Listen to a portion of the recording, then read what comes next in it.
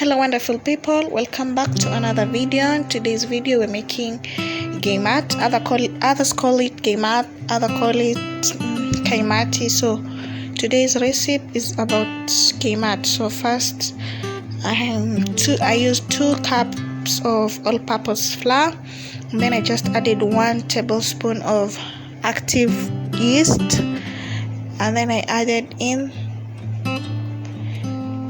2 spoons of sugar, and then about 1 teaspoon of baking powder,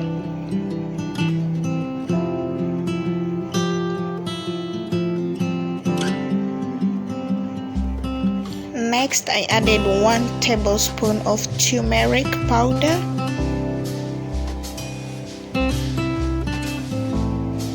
and then I added in 3 tablespoons of plain yogurt.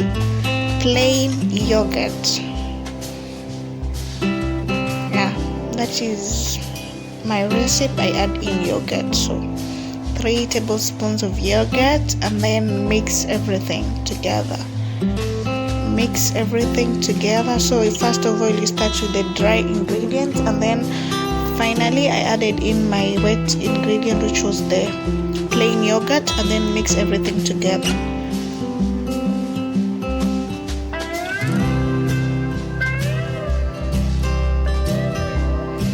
After mixing that, so I'm adding in my potato puree. So what I did was boil potatoes and then blend it to make like potato water. I don't know how to call it, but I use potatoes in my Gaimat.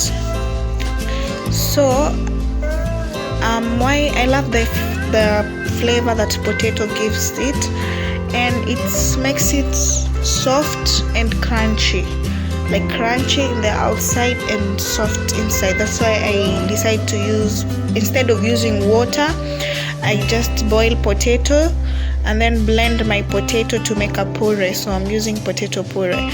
But if you don't like potato, you can just use water, or if you don't have potatoes, no problem, you can just, instead of using the potato puree that I used, you can just use water, plain water. So add it bit by bit and mix. So I added it just bit by bit. Add and continue mixing, add until continue mixing.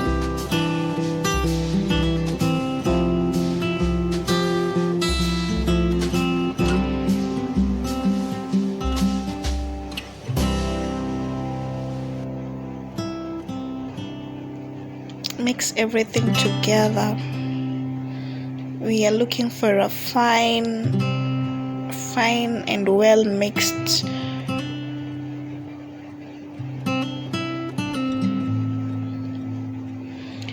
so continue mixing. At this point, this is how I want my consistency to be. So like this, it's done. So when you just see it, it's already smooth and everything is coming together well, no lumps. That means your mixture is done. So after mixing it, just cover it. I'm covering mine with a cling film. So cover it and let it rest in room temperature for about 1 or 2 hours before you start deep frying it. So make sure to let it rest for a while. But I mentioned earlier on that I used active yeast, meaning I can just go ahead and fry because the yeast is active. But I like to give my flour, my dough, some time to rest. So leaving it to rest makes everything that I put in, like the turmeric, everything to settle in. So after 2 hours later, I'm on to frying my Gaimat. So make sure your oil is medium, you're using medium flame, and wait first for your cooking oil to be hot enough, like not 100% hot like you're frying chicken. No, just hot, but not too much hot, so that your Gaimat will not burn. So, and make sure to be using medium flame. So the trick I use to make perfect rounds is just squeezing from my thumb and using a scoop or a spoon to just scoop it out. So dip your spoon in water and scoop it out and put in your oil.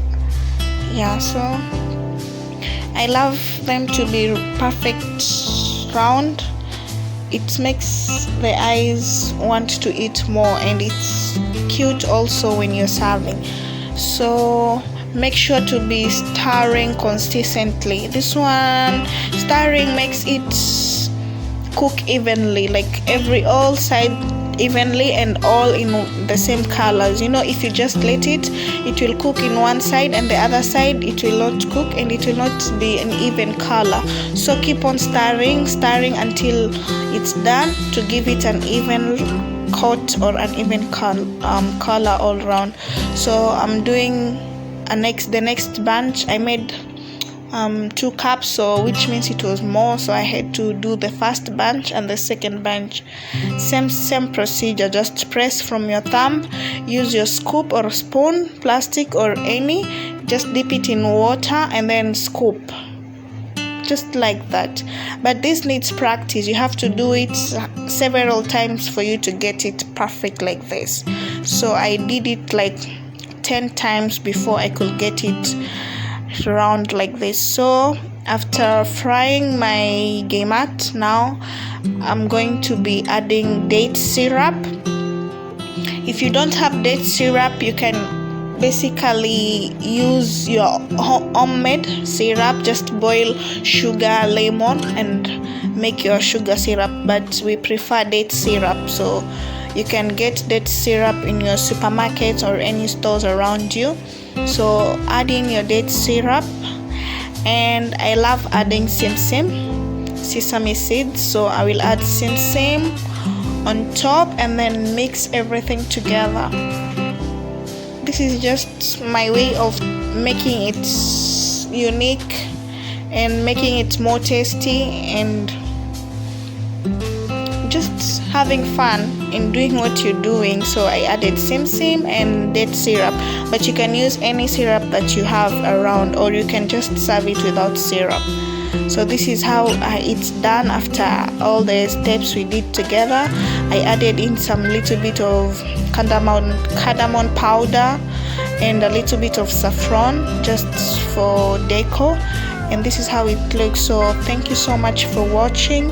Stay tuned for more recipes, and kindly leave a comment down below on how you like this video, and if you're gonna try it, also tell me how it turned out for you, and what else.